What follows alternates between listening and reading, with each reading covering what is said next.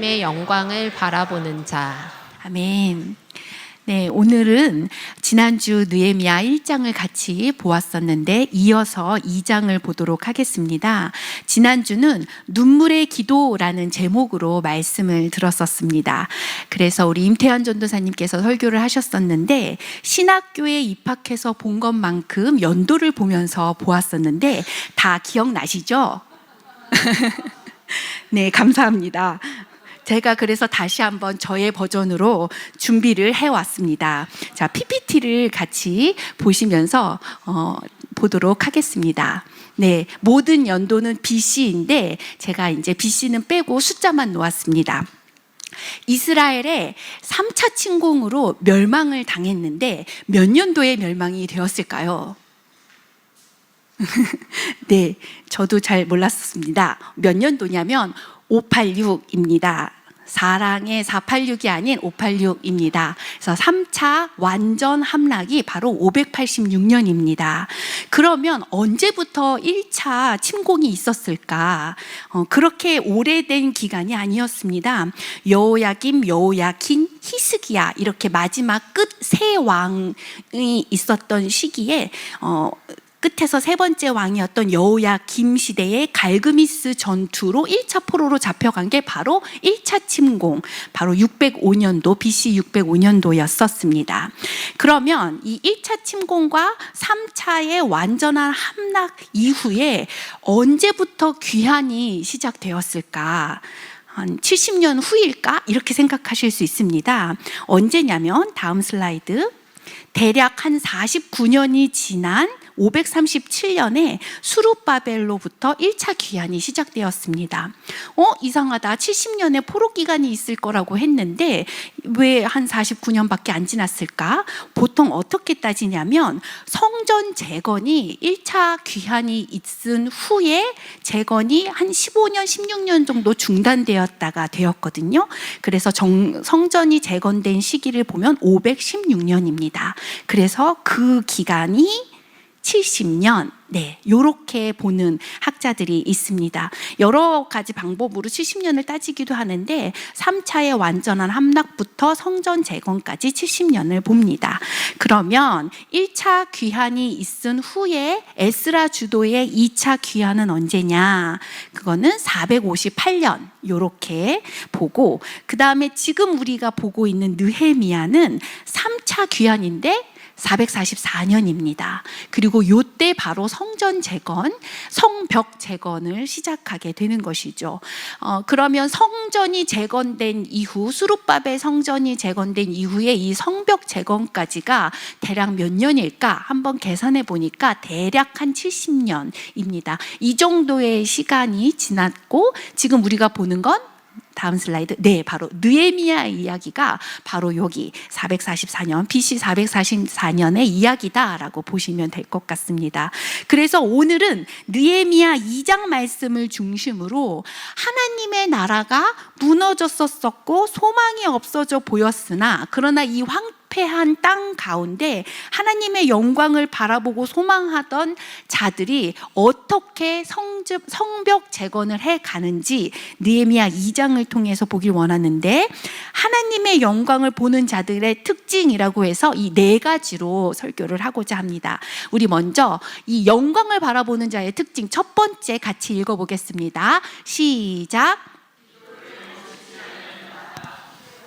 필요하면 금식도 한다. 네, 두 번째입니다. 시작. 하나님의 때를 기다린다. 하나님보다 앞서지 않는다. 세 번째, 시작. 구체적인 그림을 받는다. 하나님을 전적으로 신뢰한다. 네 번째, 시작. 무조건 돌파한다. 적절한 에너지를 배분한다. 네, 요렇게 네 가지로 오늘 말씀을 같이 보도록 하겠습니다. 먼저 첫 번째, 기도를 멈추지 않는다. 필요하면 금식 기도도 한다. 입니다. 여러분, 느헤미야를 통해서 52일간 성벽 재건을 이룬 것을 우리는 잘 알고 있습니다. 느헤미야가 어떤 사람입니까? 원래 느헤미야가 예루살렘에 살던 사람입니까? 그렇지 그렇지 않습니다. 느헤미야는 유대인 포로 3세였었습니다.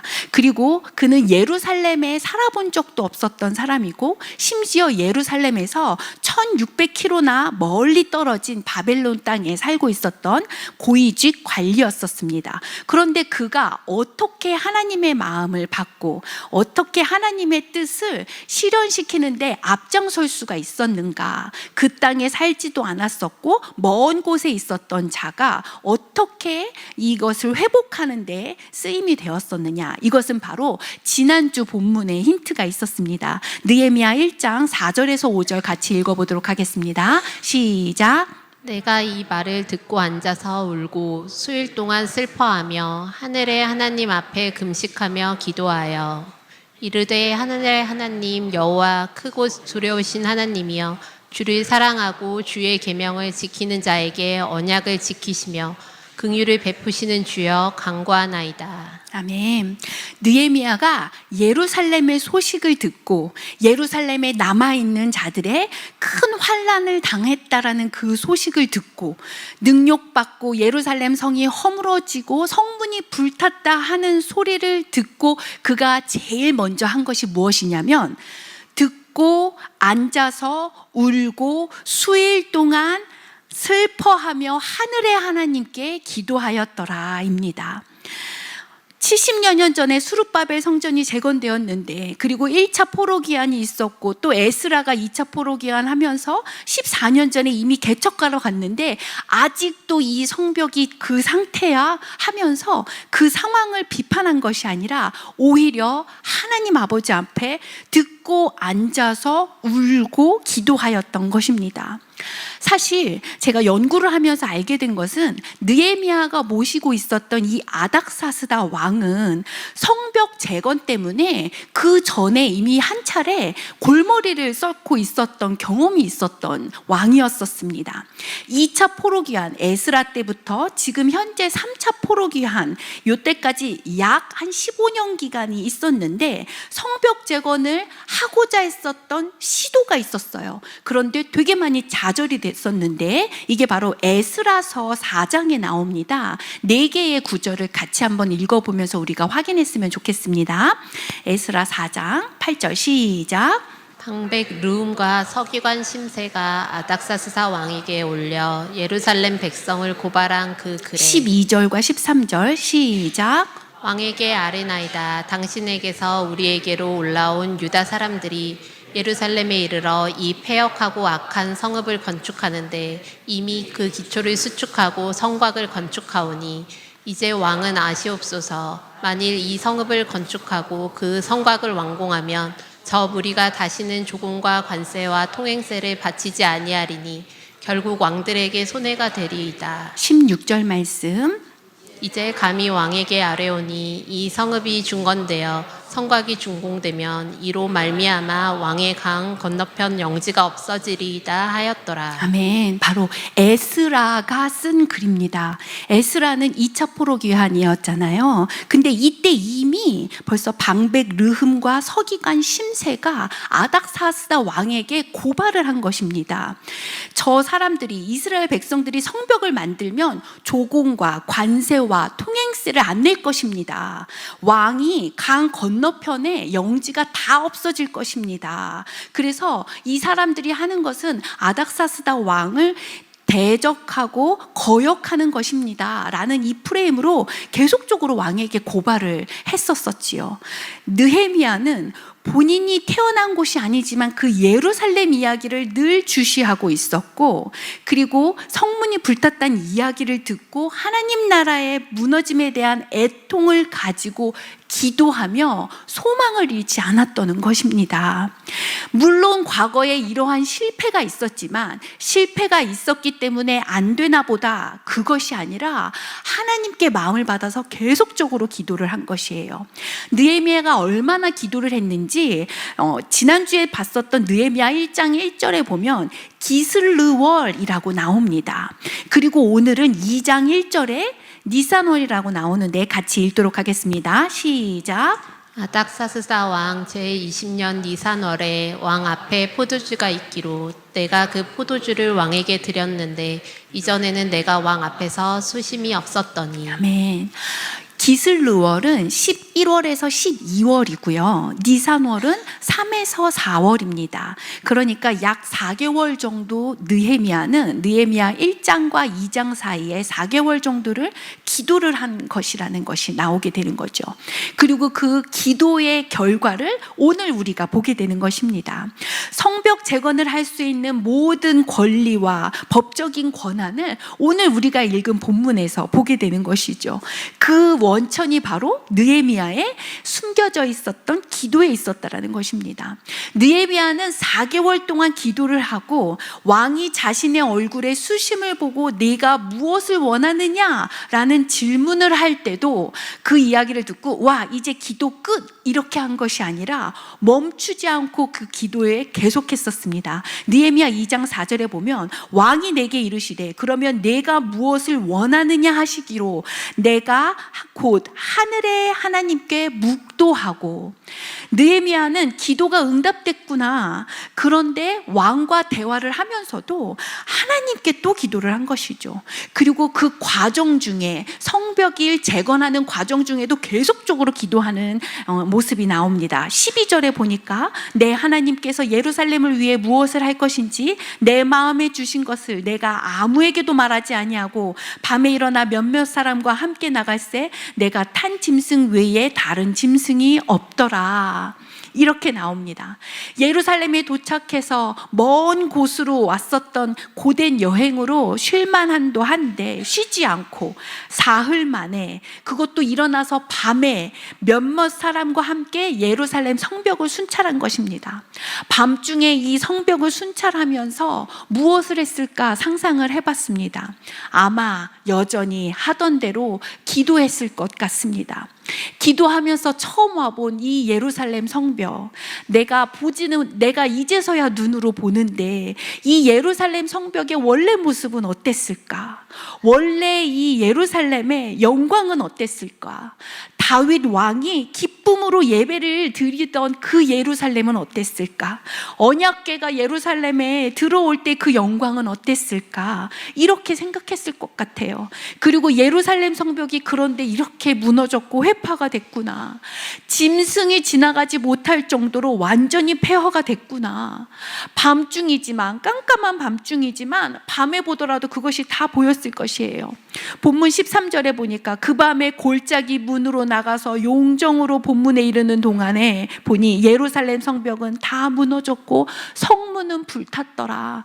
밤중에 봐도 그것이 다 보였던 것이에요. 14절에 보니 앞으로 나아가 샘문과 왕의 못에 이르러서는 탄 짐승이 지나갈 곳이 없는지라. 짐승이 지나갈 수도 없을 정도로 돌 위에 돌이 있어서 사람이 겨우겨우 다닐 정도의 그런 모습을 보게 된 것입니다. 이 골짜기 문은 예루살렘 성에서 흰돔의 골짜기 방향으로 내려가는 문이에요. 다 이렇게 된 그 돌들과 돌들이 쌓여 있는 정도의 모습을 보면서 느헤미야는 좌절하고 실망한 것이 아니라 계속 기도하며 성벽 재건은 불가능하다가 아니라 그럼에도 불구하고 하나님께서 하시면 가능하다라는 생각을 되뇌었을 것입니다. 느헤미야는 철저하게 하나님의 시선으로 바라보려고 노력하고 그럴 때마다 기도를 했을 것이에요. 상황과 현실을 바라보면서 좌절이 들 수밖에 없을 때마다 하나님께 엎드렸을 것입니다. 하나님, 지금 우리의 상황을 보고 계십니까? 이 성벽 재건을 두고 성전이 건축이 됐는지 70년이 지났음에도 불구하고 성벽이 무너져 있어서 계속적으로 공격당하고 있고 완공이 되지 않는 이 모습, 포로 귀환이 1차, 2차가 지났음에도 불구하고 하나님의 영광이 다시 회복되지 않을 것 같은 이 상황, 느헤미야는 분명히 기도하면서 하나님께서 회복할 그 영광의 모습을 보았을 것이라고 확신합니다. 그랬기 때문에 기도하면서 4개월이나 버틸 수 있었던 것이에요. 성벽 재건으로 끝난 것이 아니라 우리는 이 말씀을 보면서 예수님께서 오시는 예루살렘까지 상상할 수가 있지요. 느헤미야가 과연 예수님께서 오시는 그 영광까지 받는지는 잘 모르겠습니다. 그러나 우리는 오늘 본문을 보면서 지금 현재 느헤미야의 눈으로 보고 있는 예루살렘의 무너져 있는 모습을 보면서 우리는 결과를 다 알고 있지요. 저 성벽은 언젠가 52일 만에 재건될 거야. 그리고 예수님께서 그 이후로 450년이 지난 후에 인간의 모습을 입고 하나님이신 그분이 직접 이 땅에 내려오실 거야. 호산나 호산나 영광을 받으시면서 그 예루살렘 성전 문을 들어가실 거야. 그리고 십자가에 못 박히시는 그 순간 모든 것이 끝난 것 같지만 아니야. 예수님께서 사흘 만에 부활하시고 다시 승천하실 거야. 우리는 이 모든 것을 다 알고 있습니다. 느헤미야는 그때 당시 그 상황에 말도 안 되는 예루살렘의 회복을 꿈꿀 수 있었어요. 그것은 바로 느헤미야가 계속적으로 기도하며 멈추지 않았기 때문이에요. 그러므로 오늘 우리가 다시 한번 다짐했으면 좋겠습니다. 의심과 의혹이 들어올 때마다 하나님 아버지 앞에 계속 엎드렸으면 좋겠습니다. 느헤미야는 필요해서 금식까지 하며 하나님께 매달렸어요. 그렇게 하나님께 매달리는 자는 분명 하나님께서 느헤미야에게 보여주셨던 그 하나님의 영광을 우리에게도 보여주실 줄 믿습니다.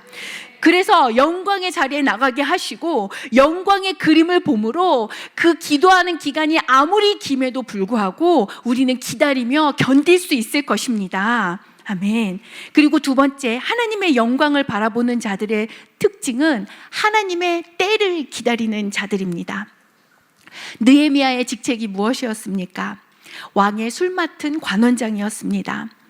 그가 금식하며 기도했을 때 술 맡은 관원장이 되었습니다. 왕 옆에서 술을 그냥 따라주는 수준의 그런 사람이 아니라 왕 옆에서 술을 들이면서 나라의 국사를 논의하는 그런 친구와 같은 자이죠. 왕이 믿고 의지하고 속 깊은 이야기를 나누는 그런 사람이 바로 느헤미야였던 것입니다. 느헤미야가 자신의 열정과 부르심에 불타서 만약에 지금 내가 이렇게 술 맡은 관원장이 된 게 에스더와 같이 이땜이 아니고 언제일까? 라면서 급하게 왕에게 자신의 속마음을 내어놓지 않았었습니다. 저라면 어쩌면 성격이 급해서 이게 바로 하나님의 큰 그림이야 라면서 왕에게 어떻게 해서든지 이야기를 하고 말을 꺼내고자 노력했을 수도 있어요. 그런데 느헤미야는 그러지 않았습니다. 먼저 하나님 아버지 앞에 기도를 하고 그 때를 기다리고 하나님의 때를 존중했습니다. 느헤미야가 먼저 왕에게 말을 한 것이 아니라 왕이 먼저 느헤미야에게 말을 했지요. 오늘 본문 2장 2절 말씀 읽겠습니다. 시작. 왕이 내게 이르시되 내가 병이 없거늘 어찌하여 얼굴에 수심이 있느냐 이는 필연 내 마음에 근심이 있음이로다 하더라. 그때 내가 크게 두려워하여. 왕이 느헤미야를 얼마나 잘 알았는지 너가 원래 병이 없는 사람인데 느헤미야의 육체의 건강도 알고 있습니다. 그리고 얼굴에 수심이 있는 것을 알아챕니다. 그리고 이것은 필연적으로 육체의 건강의 문제가 아니라 너의 마음의 문제가 있구나라고 딱 알아채고 있는 것입니다. 그런데 이 질문에 대해서 느헤미야가 아주 지혜롭게 대답하는데 3절 말씀입니다. 시작. 왕께 대답하되 왕은 만세하옵소서. 내 조상들의 묘실이 있는 성읍이 어제까지 황폐하고 성문이 불탔사오니 내가 어찌 얼굴에 수심이 없사오리까 하니. 네. 느헤미야가 내 고향 예루살렘 때문에 그렇습니다 라고 정확하게 말을 한 것이 아니라 페르시아 왕이 잘 이해할 수 있도록 대답을 한 것입니다. 뭐냐면 페르시아 왕들은 조상의 묘소를 매우 중요하게 여겼다고 합니다. 그래서 자신의 조상의 묘소가 이렇게 불탔으니 라면서 왕이 잘 이해할 수 있을 정도로 묘사를 한 거죠. 내 조상의 묘실이 있는 예루살렘 성읍이 지금 황폐합니다 라면서 지혜롭게 대답을 한 것이에요. 그리고 이 모든 상황 가운데에서도 아닥사스다 왕의 권위를 인정하면서 대답을 합니다. 5절 말씀에 보니 왕에게 아뢰되 왕이 만일 좋게 여기고 종이 왕의 목전에서 은혜를 얻어 싸우면 나를 유다 땅 나의 조상들의 묘실이 있는 성읍에 보내어 그 성을 건축하게 하옵소서라고 대답합니다. 비록 아닥사스다 왕이 이방인의 왕이었지만 왕이 만일 좋게 여기고 종이 왕의 목전에서 은혜를 입어 싸우면 하나님께서 이방의 왕이시지만 그래도 그 모든 권위 아래 두셨다라는 그 하나님의 절대적인 주권을 느헤미야는 기억하고 있었던 것입니다. 그리고 느헤미야의 기도가 얼마나 일관이 됐었는지 느헤미야 1장 11절과 비교해 보면 알 수가 있는데 1장 11절에 보면 주여 구하오니 귀를 기울이사 종의 기도와 주의 이름을 경외하기를 기뻐하는 종의 기도를 들으시고 오늘 종이 형통하여 사람들 앞에서 은혜를 입게 하옵소서. 사람들 앞에서 은혜를 입게 하옵소서라고 본인이 기도를 했고 지금 아닥사스다 왕 앞에서 종이 왕의 목전에서 은혜를 입어 싸우면 이렇게 이야기를 하고 있습니다. 본인이 항상 하나님 아버지 앞에서 기도했었던 그 기도가 왕 앞에서도 동일하게 이루어졌다면 왕이시여 내가 성전을 건축하게 하옵소서. 내 생각과 뜻대로 이렇게 왕 해야 합니다. 그것이 아니라 그 순간에도 하나님께 기도하며 하나님 이렇게 하는 것이 하나님의 뜻이 맞습니까? 하면서 겸손하게 있었다라는 것이죠. 그러므로 오늘도 우리가 기도를 하되 하나님 때를 기다리면서 느헤미야와 같이 매 순간 기도하는 저와 여러분이 되길 축복합니다. 하나님께서는 기도하며 그 영광을 바라보는 자들에게 분명한 그림을 보게 하시는데 그 그림이 이루어지기 시작하면 아주 급박하게 이루어질 줄로 믿습니다.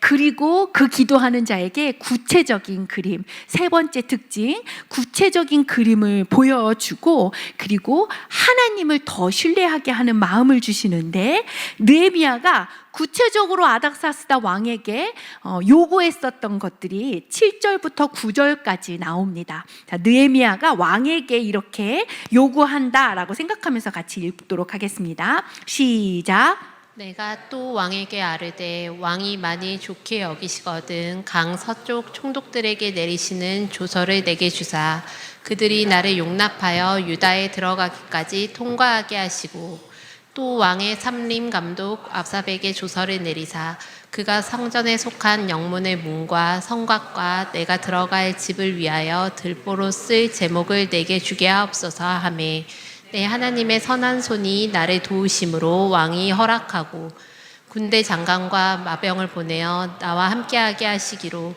내가 강 서쪽에 있는 총독들에게 이르러 왕의 조서를 전하였더니 아멘.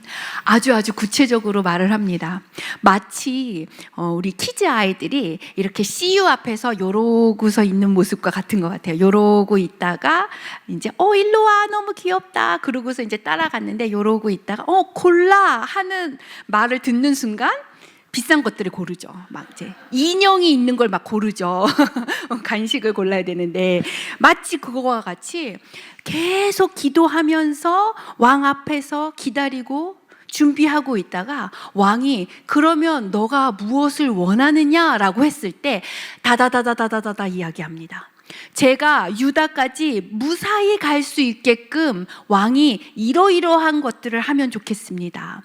성문을 재건해야 되는데 재료가 필요하잖아요. 1600km나 떨어졌기 때문에 이 바빌론 땅에서 가져갈 수가 없습니다. 예루살렘 성전 주변에서 그것을 구해야 되는데 그렇게 재료를 구할 수 있는 살림 감독 아삽이라고까지 명확하게 이야기합니다. 왕이시여 그 사람한테 조서를 내려서 그 사람한테 재료를 받을 수 있도록 해주세요. 그리고 영문의 문과 성곽과 또 느헤미야 자신이 거할 집까지 주도 면밀하게 왕에게 다 이야기를 합니다. 이 모든 것을 단번에 이야기할 수 있었던 이유는 느헤미야가 기도하면서 계속 머릿속으로 하나님, 내가 어떻게 해야 저 성벽을 재건할 수 있습니까? 라는 기도를 한 그 결과였다는 것이죠. 군대 장관과 마병을 보내달라고 요청하고 강 서쪽에 있는 총독들에게 조서를 써달라고 요청을 합니다. 그리고 정말 신기하게도 아주 신속하게 하나님의 이 영광의 그림들이 전부 다 계속 이루어지기 시작합니다. 느헤미야를 통해서 하나님께서 하시는 그 일들이 신속하게 이루어지는데, 느헤미야가 한 것은 오직 무엇이냐면 쉬지 않고 기도하고 구체적으로 하나님 아버지 앞에 하나하나 아뢰었던 것이에요. 느헤미야는 절망을 선택할 수 있었던 그 순간에 절망을 선택하지 않고, 그리고 하나님 아버지의 때를 묵묵히 기다리고 구체적인 그림을 보면서 하나님만을 신뢰한 것이죠. 이것은 바로 하나님의 그림이었기 때문에 이것이 이루어진 것입니다. 그리고 더 대단한 일은 하나님을 끝까지 신뢰했는데 예루살렘 성에 들어가서 이러한 일들을 행하는 순간에도 방해하는 세력이 있었습니다. 그럼에도 불구하고 느헤미야는 계속 하나님을 믿었는데, 오늘 본문 2장 10절과 19절 말씀 읽도록 하겠습니다. 시작. 호론 사람 산발락과 종이었던 암몬 사람 도비아가 이스라엘 자손을 흥언하게 하려는 사람이 왔다 함을 듣고 심히 근심하더라. 호론 사람 산발락과 종이었던 암몬 사람 도비아와 아라비아 사람 게셈이 이 말을 듣고 우리를 업신여기고 우리를 비웃어 이르되 너희가 하는 일이 무엇이냐? 너희가 왕을 배반하고자 하느냐 하기로. 네. 호론 사람 산발락과 종이었던 암몬 사람 도비아, 분명히 10절에는 2명이 나왔습니다. 그런데 19절에 가보니 1명이 더 늘었어요. 바로 아라비아 사람 게셈까지 합류하게 된 것입니다. 이 사람들이 누군지 좀 원어를 찾아보면서 보니까 이 호론 사람, 이 호론이 어디냐면 그 에브라임 남쪽에 있는 벳호론, 즉 사마리아 땅을 의미합니다. 사마리아는 이렇게 혼혈 정책이 있었던 땅이죠. 그리고 산발랏이 산이 태양이라는 뜻이고 발랏은 생명을 주다라는 뜻입니다. 즉 태양신이 생명을 준다라는 본인의 이름을 가지고 있는 이 사람, 호납 인종의 후손이었던 사마리아 사람이었고, 이 산발락과 이 사람의 종이었던 암몬 사람 도비아는 나중에 이제 느헤미야 13장에 보면 이제 이스라엘 대제사장과도 이렇게 연락하고 있는 걸로는 봐서는 암몬 사람이긴 했지만 산발랏처럼 이렇게 이스라엘 땅에서 혼혈인으로 있었던 것으로 보입니다. 이 사람들이 이제는 이 2명만 있는 것이 아니라 1명 더 있어서 아라비아 사람 게셈까지 합류하게 된 것이에요. 이러한 모습을 보면서 느헤미야는 아니 기도가 응답이 됐고 이것이 하나님의 뜻이고 급격하게 왕이 조소까지 내려서 형통하게 되어야지 맞는 것이 아닐까라고 의심하지 않고 예루살렘 와서도 있는 이 방해 세력을 보고서도 무조건 돌파하는 그런 모습을 보였습니다. 이게 바로 4번째, 하나님의 영광을 보는 자들의 특징 4번째, 무조건 돌파한다입니다.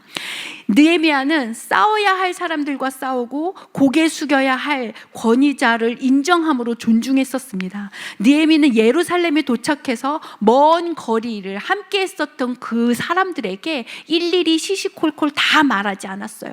하나님께서 구체적인 그림을 통해서 느헤미야에게 알게 하시고, 그리고 자기의 계획이 마음속에 하나하나 있다 하더라도 그것을 나눠야 할 사람과 나누지 않아야 할, 하나님께서 말하기를 허락한 사람과 그렇지 않은 사람, 그 선까지를 간략하게 본인은 알고 있었습니다. 몰라도 되는 것은 굳이 말하지 않고 침묵해야 될 때는 침묵하고 오로지 영적인 전쟁, 기도하는 것에 힘을 썼던 것이죠.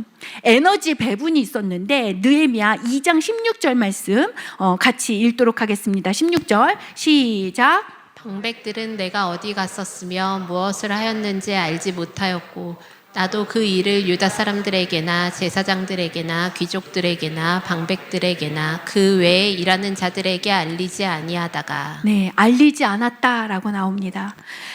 도착해서 방백들에게 알리지 않고 무엇을 했는지도 말하지 않고 유다 사람, 제사장, 귀족들, 일하는 자들에게 말하지 않았습니다. 왜? 중요한 것은, 느헤미야에게 중요한 것은 하나님께서 하시기로 했는지 안 했는지 그 마음이 중요했기 때문이에요. 왜냐? 하나님께서 하시기로 마음을 먹으셨으면 그 일은 반드시 성취될 것이기 때문입니다. 오로지 느헤미야는 하나님의 뜻이 어디에 있는지에 집중을 한 것이에요. 그리고 하나님의 카이로스의 때가 언제 오는지 계속 집중했었던 것이고, 하나님의 오케이 사인이 떨어진 것을 보면서 아무리 방해하는 세력이 있다 하더라도 그것이 중요하지 않았던 것이에요. 그래서 본인은 아주 명료하게 17절 말씀에 이렇게 말합니다. 후에 그들에게 이르기를 우리가 당한 곤경은 너희도 보고 있는 바라. 예루살렘이 황폐하고 성문이 불탔으니 자 예루살렘 성을 건축하여 다시 수치를 당하지 말자 하고, 간단하게 말합니다. 지금 다 보고 있지요. 예루살렘이 불탔습니다. 그러므로 우리 다시 건축합시다. 간략하게 말합니다. 18절 말씀, 또 그들에게 하나님의 선한 손이 나를 도우신 일과 왕이 내게 이른 말씀을 전하였더니 그들의 말이 일어나 건축하자 하고 모두 힘을 내어 이 선한 일을 하려 하매. 침묵해야 될 때는 침묵하고, 어디에 갔는지 무엇을 했는지 말하지 않을 때는 말하지 않고, 무엇을 말하냐면 하나님의 선한 손이 나를 도우신 일, 간증을 말을 하는 것입니다. 부정적인 말들을 말한 게 아니에요. 사람이 힘이 빠지게 하는 말들을 한 것은 아닙니다. 왜냐? 부정적으로 보고 힘 빠지게 하는 말들은 하나님의 입에서 나온 말이 아니라 바로 사단의 입에서 나오는 말이기 때문이에요. 우리가 다 알고 있는 게셈과 또 그 도비야, 이런 사람들이 뭐라고 말하냐면 업신여기고 비웃으며 너희가 하는 일이 무엇이냐, 이 악한 사람들이 무슨 일을 하느냐, 미약한 유다 사람들이 무슨 일을 하느냐, 스스로 견고하게 세우려고 하느냐, 제사 지내려고 하느냐, 이걸 하루에 다 마치려고 하느냐, 불에 타버린 돌덩이 가지고 무엇을 하려고 하느냐, 여우가 올라가도 무너지는 성벽을 쌓는구나, 이러한 말들을 사단은 하게 됩니다. 부정적인 말들을 합니다. 조롱합니다. 너희들 다시 세울 수 없어. 제사 다시 세울 수 없어. 예배 다시 회복 안 될 거야. 하루아침에 되는 거 아니야. 이제 다 쓸모없는 돌덩이가 되어버렸어. 사람의 마음을 무너뜨리는 말들을 느헤미야는 하지 않고 오히려 하나님의 선한 손이 함께했다라는 것에 집중하는 것입니다. 무너진 성벽을 몇몇 사람들과 돌면서 밤에 보면서 누구보다도 명확하게 본 사람이 바로 느헤미야예요. 현실적으로 처참할 수밖에 없었던 그 현실을 가장 정확하게 본 사람이 느헤미야입니다.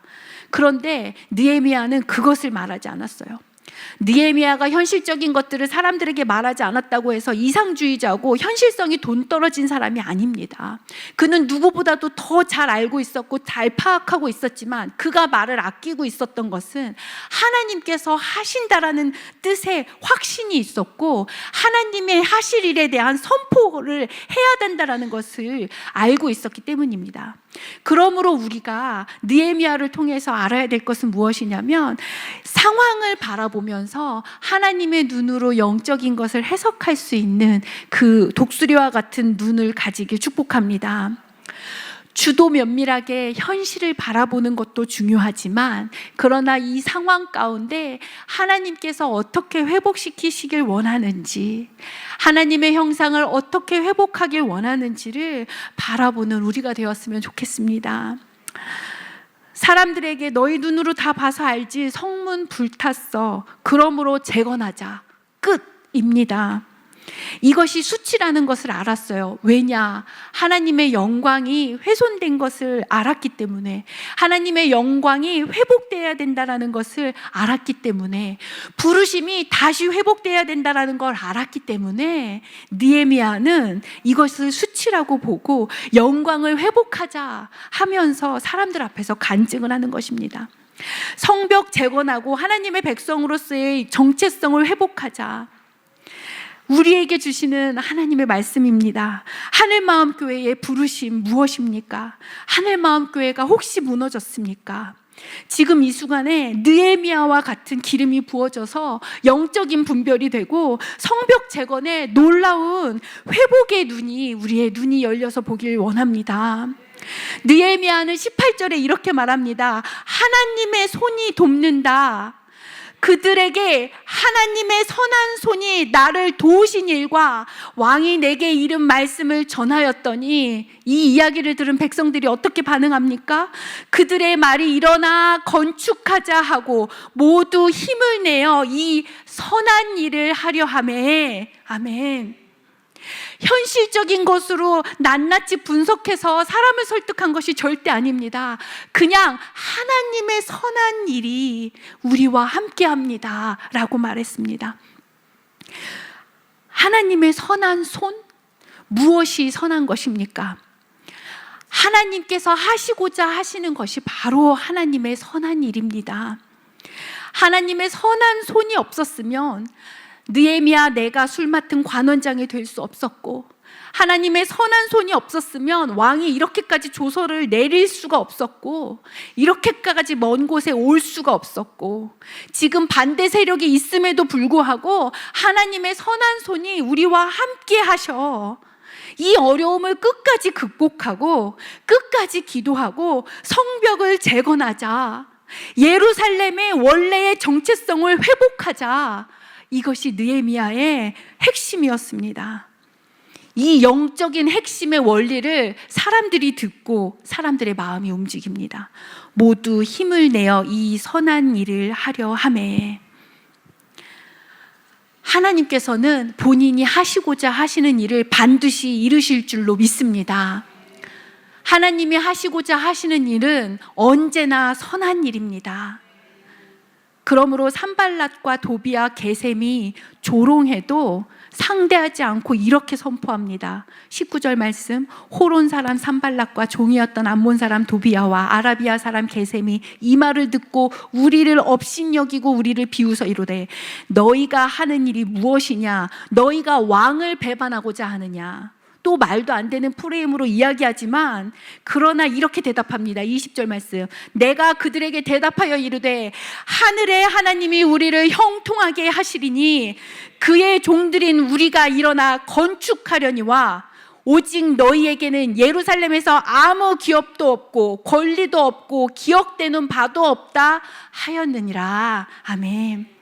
일주일 동안 이 말씀이 너무 통쾌해서 계속 저는 계속 되뇌었습니다. 다 기억이더라고요. 아무 기업도 없고 권리도 없고 기억되는 바도 없다 라고 했습니다. 이 방해하는 세력들에게 너희들은 기업도 없고 권리도 없고 기억되는 바도 없어. 하나님의 부르심을 따라 가려고 하는데 불필요한데 힘을 쏟을 필요가 없습니다. 에너지를 굳이 낭비할 필요가 없습니다. 모든 비질리들하고 굳이 그렇게 싸울 필요가 없습니다. 그냥 느헤미야처럼 영적인 원리를 풀어주고, 너희 비질리들은 기업도 없고 권리도 없고 기억되는 바도 없다. 아멘. 이렇게 선포하면 되는 것입니다. 그러므로 사랑하는 하늘마음교회 성도 여러분, 하늘마음교회의 무너진 성벽을 재건하는 저와 여러분이 되시길 축복합니다.